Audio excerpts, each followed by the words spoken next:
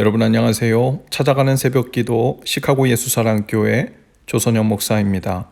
오늘도 변함없는 주님의 은혜와 평강이 저와 여러분의 삶의 종일 풍성하기를 기도합니다. 오늘 말씀은 베드로전서 4장 7절에서 9절까지 말씀입니다. 제가 읽어드리지요. 만물의 마지막이 가까이 왔습니다. 그러므로 정신을 차리고 삼가 조심하여 기도하십시오. 무엇보다도 먼저 서로 뜨겁게 사랑하십시오. 사랑은 허다한 죄를 덮어줍니다. 불평 없이 서로 따뜻하게 대접하십시오. 아멘. 베드로전서가 쓰여질 당시가 지금으로부터 무려 2000년 전이지만 오늘 본문에서 보는 대로 사도 베드로는 만물의 마지막이 가까웠음을 말하고 있습니다. 물론 그 후 2000년이 지난 현재까지도 주님께서 아직 재림을 하지 않으셨죠. 그러나 주님의 재림은 하나님의 시간표에 따라 오실 것이기 때문에 그 마지막 때는 계속 이어지고 있는 것입니다. 베드로는 말세 때 정신을 바짝 차리라고 말합니다. 조심해서 기도하라고 가르칩니다. 정신을 바짝 차리라는 말은 정신이 있긴 있지만 바른 방향으로 흐르지 못하게 혼동스럽게 하고 현혹하는 그 모든 것을 조심하라는 말이죠.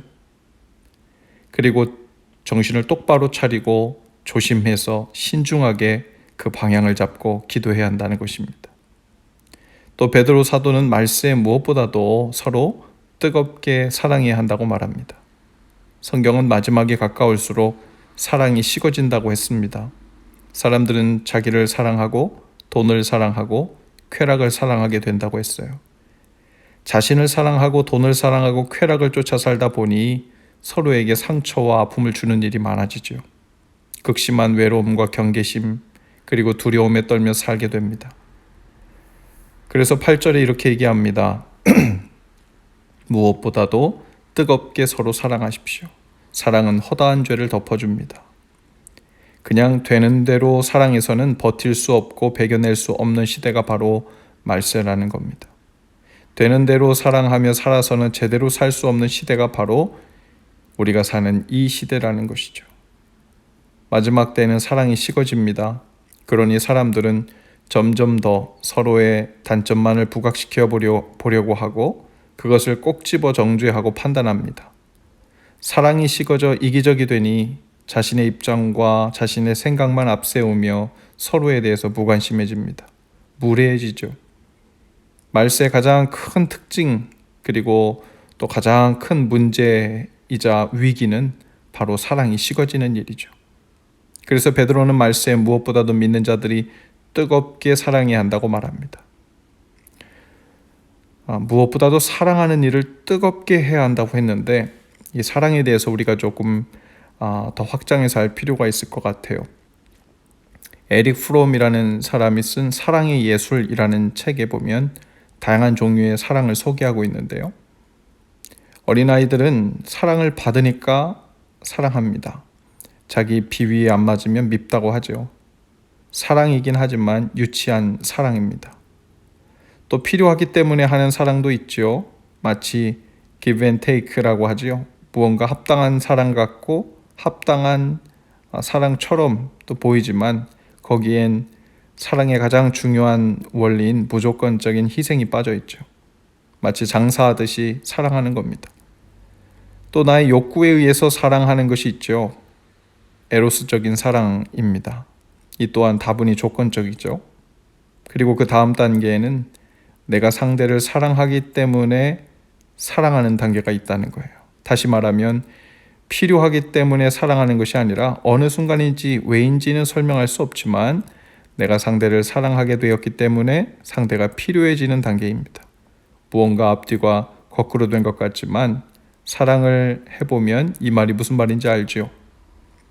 마지막 때 무엇보다도 뜨겁게 사랑하라는 이 말씀이 바로 이런 사랑이 아닐까 싶습니다. 세상과 우리를 향한 하나님의 사랑과 같지요. 요한복음 3장 16절에 보면 다짜고짜 하나님이 세상을 이처럼 사랑하사 하나님이 세상을 이렇게 사랑하셔서 독생자를 주셨으니 라고 시작하지요. 세상과 인간들의 어떠함 때문에 사랑하게 된 것이 아니라 처음부터 사랑하기 때문에 독생자를 주셨다고 시작합니다. 사랑하기 때문에 사랑한다. 이 말이 맞을 것입니다. 이 말이 말이 안 되는 것 같지만 사랑에 빠져본 사람은 그 말의 의미를 알게 되죠. 사랑하니까 그 사람이 필요하게 됩니다. 마지막 때에 무엇보다도 뜨겁게 사랑하라는 말씀은 사랑할 만한 사람, 사랑할 만한 상황, 사랑스러운 모습만 찾아 사랑해서는 안 된다. 뜨겁게 사랑해라. 먼저 사랑해라. 너희가 하나님의 그 사랑을 받은 것처럼 주님께서도 우리에게 말씀하십니다. 새 계명을 주노니 서로 사랑해라. 내가 너희를 사랑한 것처럼 너희도 서로 사랑해라. 사랑이 되어야 사랑을 하지요 라고 말하는 것은 지극히 에로스적인 사랑을 전제로 하는 말이죠. 사랑하니까 오래 참아지고, 사랑하니까 온유해지고, 사랑하니까 모든 것을 믿으며 바라며 견디게 되었어요 라는 말은 핑크빛 사랑으로 맞는 말 같이 들려집니다. 또 그러한 사랑만 있는 것처럼 보이죠. 그러나 사랑의 본체이신 하나님께서는 우리에게 그렇게 말씀하시지 않으십니다. 주님은 우리에게 사랑을 명령으로, 계명으로 주셨어요. 그런 사랑의 느낌이 언젠가 너희에게 온다면 그 감정에 솔직하게 반응하며 살아라. 필이 안 오면 할 수 없고 이렇게 말씀하지 않으셨어요. 새 계명이라고까지 말씀하시면서 명령을 주신 것입니다. 그 말씀은 뜨겁게 적극적으로 사랑하는 자의 반응으로 살라는 것이죠. 먼저 오래 참고, 먼저 온유하고, 모든 것을 바라고 믿고 기다리고 하는 일들을 사랑의 마음으로 시작하라는 겁니다. 특별히 마지막 때 모든 것이 무너져 내리기 쉬운 때 우리 믿는 자들이 예수님을 진정으로 따르고 있는 확실한 증표 중 하나라면 바로 뜨겁게 사랑하는 일이라는 거죠. 사람들이 우리 믿는 자들을 보고 이렇게 생각하면 어떨까요? 나는 솔직히 저 사람이 전하는 복음과 기독교 교리라는 것이 믿겨지지 않아. 어디부터 어디까지 어떻게 믿고 받아들여야 될지 솔직히 아직 모르겠어. 하지만 저 사람이 사랑하는 삶을, 그 방식을 보면 완전 기적이야. 저렇게 사랑하며 살 수 있는 것을 보니 저 사람이 믿는 하나님인 정말 계신 것 같아. 이렇게 되어지면 어떨까요? 오늘 우리가 사는 세상이 참 소란스럽습니다. 보수와 진보는 서로의 소리가 더 옳고 합당하다고 말합니다. 세상을 보는 눈과 방식에 있어서 자신만 옳다고 생각하는 사람들이 점점 더 많아지고 점점 더 극단적이 되어가고 있죠. 사는 데 필요한 전문 지식들은 알아듣기 쉽게 잘 정리돼서 인터넷에, 가상 공간에, 미디어를 통해 잔뜩 저장이 되어 있습니다. 언제라도 우리는 검색만 하면 다 찾아볼 수 있죠. 정보는 넘쳐나고 모든 지식은 공유되어 가고 있습니다. 그러나 한 가지, 점점 사랑은 식어갑니다. 지식은 넘쳐나지만 사랑은 점점 더 제대로 작동하지 못하는 세상이 되고 있죠. 오늘 우리가 사는 세상이 이 마지막 때 같아요. 그 무엇보다도 뜨겁게 적극적으로 사랑해야 할 때죠.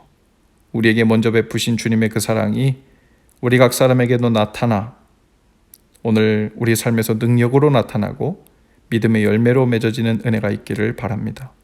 오늘도 그 뜨겁게 사랑하는 사명을 잘 감당하며 사실 수 있기를 주님의 이름으로 축복합니다.